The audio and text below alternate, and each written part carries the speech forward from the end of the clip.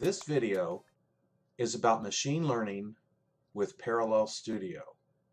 My name is Rick Leinecker. So in machine learning, there are two basic approaches to learning. The first is known as supervised learning. And supervised learning is where you have a data set that you're going to use to train with, and the data set also contains all of the known outputs for any given input. There are two algorithmic approaches to solving supervised training. The first is known as regression.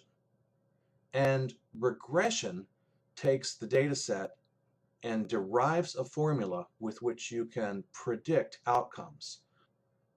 So what this means is that given any unknown input, you can come up with a predicted output. The second algorithmic approach to solving this is known as classification.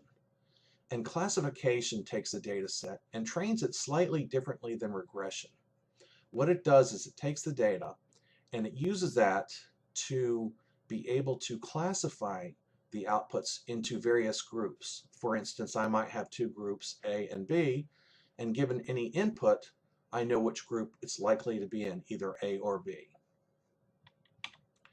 The second broad category of machine learning is unsupervised learning. And this is where you have a data set for input that you're going to train with, but you don't necessarily know what the outputs are. The training clusters the outputs using an algorithmic approach called clustering. And with this clustering algorithm, it can determine which groups are necessary and where each input will go into which group. For this video, we will cover regression. So let's take a look at regression in a little bit more detail. So obviously we start out with a data set, and the data set models the learning that you need. So you do an analysis on the data and develop a trained formula. Then with this trained formula you can predict an outcome given any arbitrary input. And in this graph, the blue points represent data points from the data set. The red line represents the derived formula that was calculated based on the data set. Let's say you're given 75 on the x-axis. You find that on the formula line, and then based on that, you're able to predict 6 on the y-axis. We're actually going to use Parallel Studio in two different ways to perform regression. The first, we'll use the Math Kernel Library. And before we can use it, we need to make sure that Visual Studio is properly configured. So I'm going to start by setting to the Intel compiler. The next thing I need to do is go ahead and create a 64-bit project. And I'll just go ahead and set for release right now. And then lastly, I'm going to go in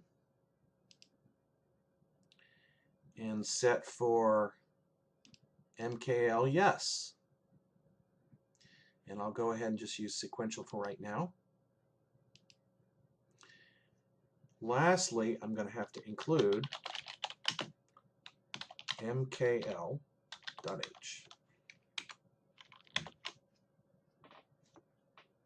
And now we're ready. So here is a demo program that I created using the Intel Math Kernel.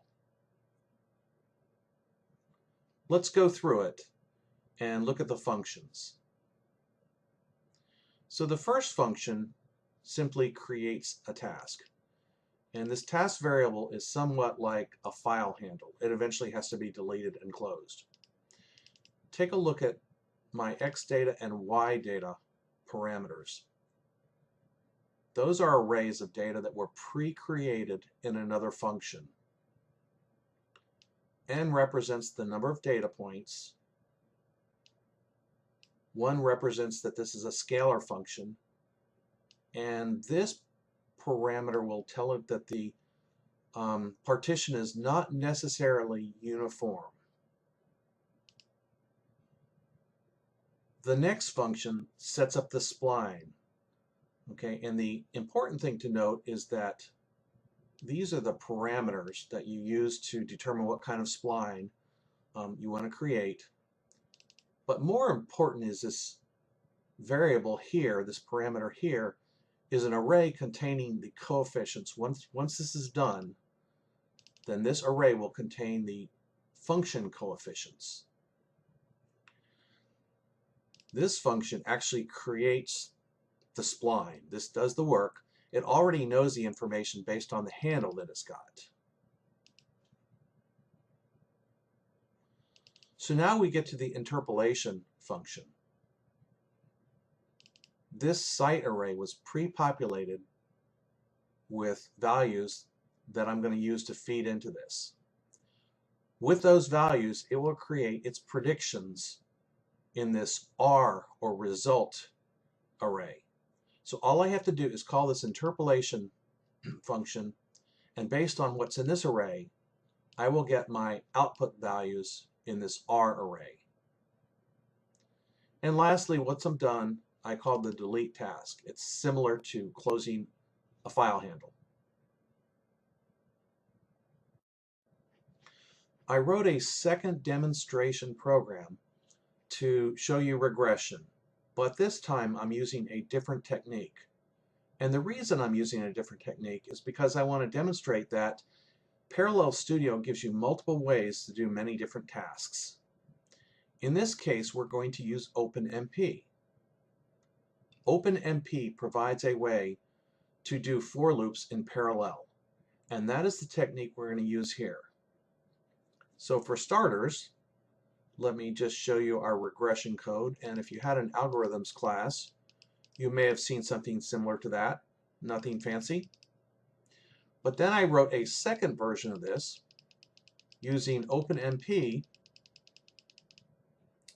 and it's for pragma. So with this pragma, up to that point, it tells OpenMP that I want to do this for loop as a parallel construct. So OpenMP will divide it up into different threads depending on the system and how many processes you have and so forth. But the one thing I need to point out is that you may get race conditions because these variables could possibly be accessed at the same time by the different threads. So what we do is we use this reduction construct to tell OpenMP that we want to make sure in the background it's creating separate variables for each thread, which are then combined at the very end. Okay, so that's a safety thing which avoids any kind of race conditions. So now let's go ahead and run this and see what kind of a performance difference we get. Okay, so elapsed time without OpenMP, 4134 milliseconds, that is. Elapsed time with OpenMP, 3058 milliseconds, a significant reduction in performance time.